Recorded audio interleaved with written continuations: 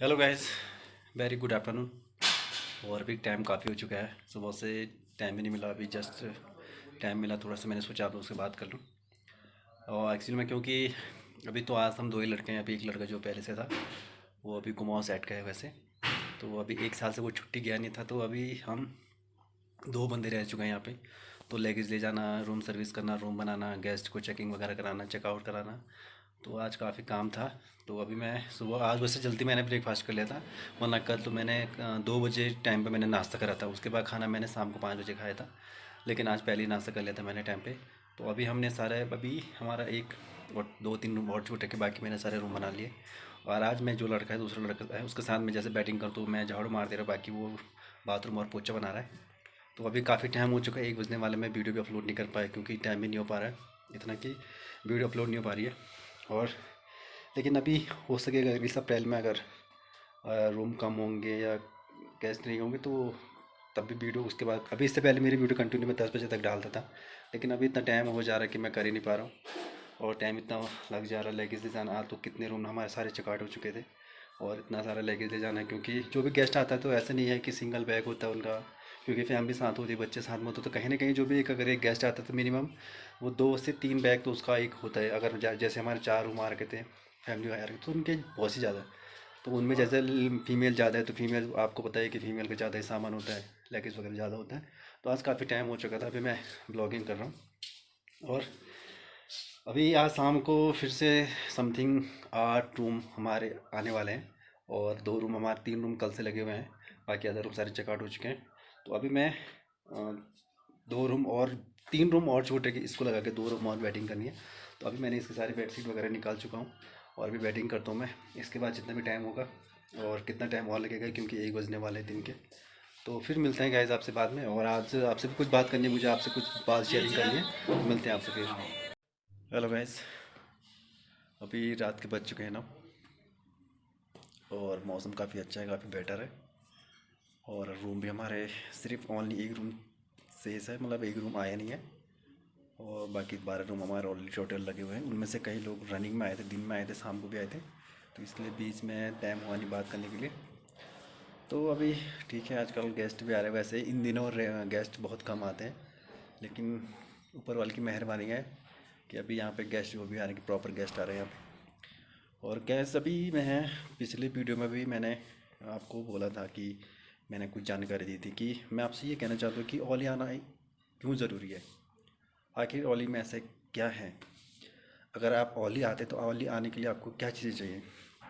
अगर ओली का आपको ट्रिप करना है, ट्रैकिंग करना है, या टूर करना है, कुछ भी करना है, फैमिली के साथ करना है या अदर या ग्रुप के साथ करना है, कुछ भी करना है, तो क्यों ज़रूरी है, यहाँ के लिए क्या चीज़ें इंपॉर्टेंट है, ये चीज़ें मैंने आपको पहले भी बताई थी।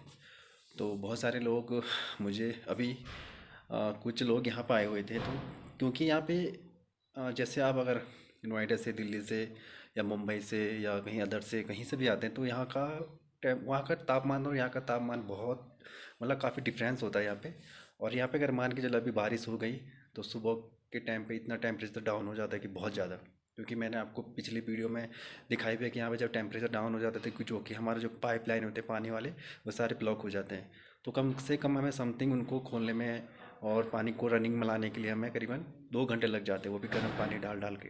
ठीक है, वो तो ऐसा है कि चलो होटल पे ऐसा है, यहाँ पे बड़ा सा इन्वर्टर है और जनरेटर रखा कि जिससे कि यहाँ पे अदर रूम में पानी पहुँच जाता है, या गर्म करने के लिए हमारे पास वो सेवा है। अगर अदर जैसे जब बर्फ़ पड़ जाती है यहाँ पे, तो तार वगैरह टूट जाते हैं, बट जो हमारे मेन सप्लाई होती है टूट जाती है, तो कई हफ्ते भर तक नहीं आती।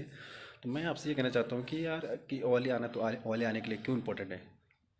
अब आप लोग कह रहे होंगे कि नहीं, ओली में तो ऐसे कि टूरिस्ट प्लेस है, घूमने जा सकते हैं, स्केटिंग कर सकते हैं, गुरसुम वगैरह, छछरा कुंड है, कुंवारी पास है, आपका नरसिंह, हमारा जोशीमठ में नरसिंह टेम्पल है, ज्योतिर्मठ है, यहाँ से आपका नीति वैली है, द्रोणागिरी पर्वत है, बहुत सारी चीज़ें ऐसी है कि जो टूरिस्ट स्थल है जहाँ पे आप देख सकते हैं। लेकिन यहाँ की चीज़ें के लिए क्यों ज़रूरी है, यहाँ पे आना तो आपको यहाँ किस चीज़ के लिए तैयारी करनी पड़ेगी।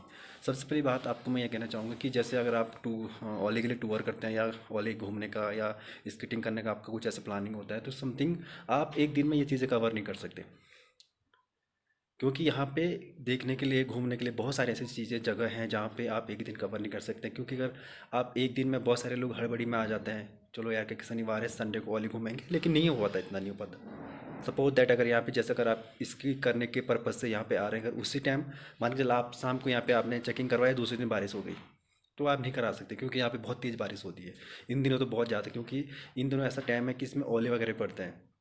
तो मैं आपको ये कहना चाहता हूँ, क्योंकि यहाँ पे टेम्परेचर का कुछ पता नहीं होता कि टेम्परेचर कब डाउन हो जाए, कब ऊपर हो जाए। क्योंकि अभी जैसे दिन में देखेंगे तो दिन में ठीक है, काफ़ी गर्मी भी है, कोई दिक्कत नहीं है, लेकिन शाम सुबह के टेम्परेचर मतलब बढ़ता घटता रहता है। तो मैं आपसे ये कहना चाहता हूँ कि अगर आप ओली या कहीं भी जैसे धनोल्टी हो गया, टिहरी हो गया या चोपता हो गया, अगर जैसे आपका प्लान है कि मुझे धनोल्टी जाना है या चोपता जाना है, उसके बाद मुझे ओली जाना है, तो ये समथिंग में आपका ये 2 या 3 दिन में इतना ये ट्रैक आपका कंप्लीट नहीं होगा।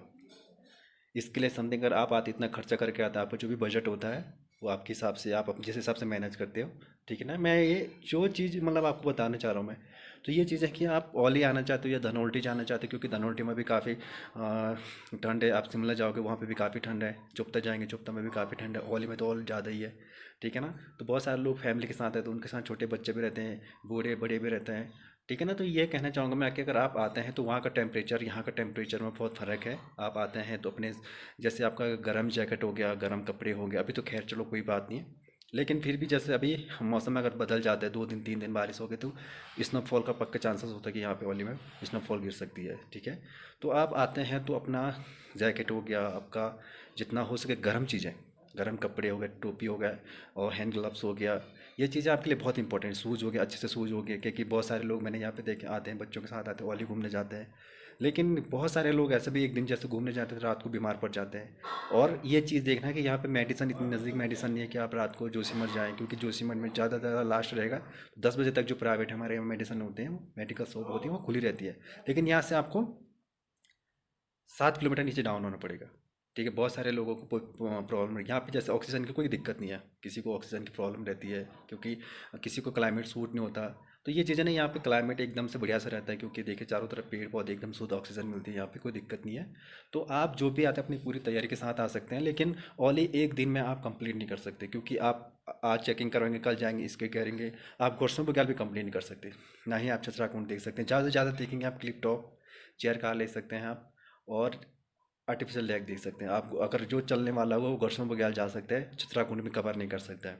तो करीबन समथिंग आपको ये अगर ओली आना तो 3 या 4 दिन का आपको यहाँ पे स्टे होना चाहिए, चाहे आप जोशीमठ में या ओली में। बहुत सारे ऐसे जो होटल्स हैं चलते हैं, कोई दिक्कत नहीं। मैं ये नहीं कहता कि आप आर्यम रिजॉर्ट में आए, यहाँ पे आपका फारवे कॉटेज है, सतो पंथ है, ब्लैक पेरी है, कई चीज़ें ऐसी, कई नाम की कई होटल्स हैं यहाँ पे, कोई दिक्कत, लेकिन आना है तो अपनी तैयारी के साथ आना।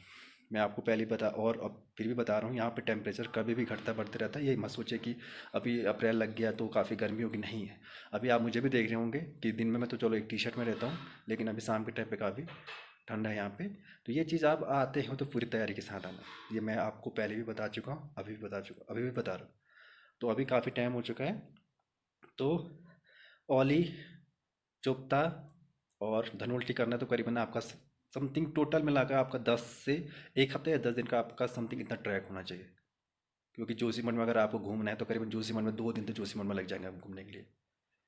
तो बस मैं आपको ये संदेश देना चाहता था, और मैं पहले भी बता चुका हूँ आपको, क्योंकि मैं इसलिए बता रहा हूँ क्योंकि अभी भी हमारे पास जो गेस्ट आ रहे हैं, तो उन लोगों को देख के ऐसा लगता है, क्योंकि छोटे छोटे इतने से बच्चे रहते हैं जिसके भी मतलब जैसे कोई 5 महीने का है या कोई 7 8 महीने का बच्चा होता है। तो ये चीज़ें अब वैसे ऐसे मौसम में आना ठीक नहीं। पहले सबसे पहले आप देखो कि मेरे साथ अगर छोटा बच्चा है तो ये चीज़ें आपको नहीं करनी चाहिए। हो सके सपोज दैट, चलो आप तो इन्जॉय करने आए, फैमिली के साथ घूमने आए, लेकिन अगर सपोज दैट यहाँ पे कुछ हो गया या ठंड हो गई, ठंड घुस गई बच्चे में या आप ही में कुछ भी, तो कहीं ना कहीं आपको ये प्रॉब्लम, अगर आप यहाँ पे घूमने आ रखे हैं तो यहाँ से जाने के बाद कोई प्रॉब्लम अपने साथ लेके मत जाइए। तो अपनी सेफ्टी सबसे पहले है, सेल्फ सेफ्टी अपना। तो बस ये कहना चाह रहा था मैं आपको, और अभी डिनर का टाइम भी हो चुका है, तो मैंने सोचा चलो आपसे थोड़े से बात कर लेता हूँ। और मैं इसलिए कह रहा हूँ क्योंकि अभी यहाँ पे आज हमारे कुछ परसों गेस्ट आए थे, तो आज चेकआउट हुए थे, तो वो यहाँ पे जो आए, यहाँ पे स्टे करने के लिए आए थे, तो उनने मेरी ब्लॉग देखी थी, और वो मेरे ब्लॉग के माध्यम से यहाँ पर आए थे। तो उन्होंने मुझे ये चीज़ बोला था। वैसे मैंने ये चीज़ पहले ही बता चुका हूँ, मैं कई बार बोल चुका हूँ आपको, तो मैंने सोचा कि चलो फिर से एक बार आपको बता दूं मैं। लेकिन अभी तो चलो ये अप्रैल 15 तारीख तक ज़्यादा ज़्यादा मिलेगी आपको स्केटिंग, मिलेगी नॉर्मल कह सकता हूँ मैं, इसके बाद नहीं मिलेगी, क्योंकि अब गर्मी बढ़ेगी तो धीरे धीरे धीरे बर्फ़ पिघलना शुरू हो जाएगी, तो धीरे धीरे ऊपर को मतलब खाली होती जाएगी। तो अभी तो कोई बहाने नहीं, लेकिन अभी आने वाले टाइम में नवंबर दिसंबर में अगर आप आना चाहते हो तो ये चीज़ें तैयारी करके समथिंग 10 से एक हफ्ता का आप ट्रैक करना चाहते हैं, घूमना चाहते हैं, तो इतना टाइम आपका मिनिमम होना चाहिए। ठीक है। बाकी अभी मैं भी डिनर के लिए जाता हूँ, और अभी काफ़ी चीज़ें मैं आपको बता चुका हूँ, और मिलते हैं आपसे कल मॉर्निंग में। और अभी सुबह 3:30 बजे उठना है, क्योंकि सुबह 3:30 बजे रूम चेकआउट होने वाले हैं, क्योंकि उनके पास कोई गाड़ी नहीं थी यहाँ से। जोशीमठ बस में जाएंगे सुबह, जो हमारे यहाँ पे गाड़ी आती है, मतलब लॉन्ड्री वगैरह सारा सामान लेके आती है, तो वो लेके चल मतलब उनको छोड़ने जाएगी जोशीमठ में।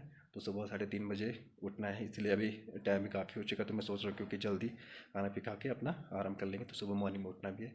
तो गाइज़ बाकी मिलते हैं आपसे मॉर्निंग में। Good night. तो अपना ख्याल रखिए।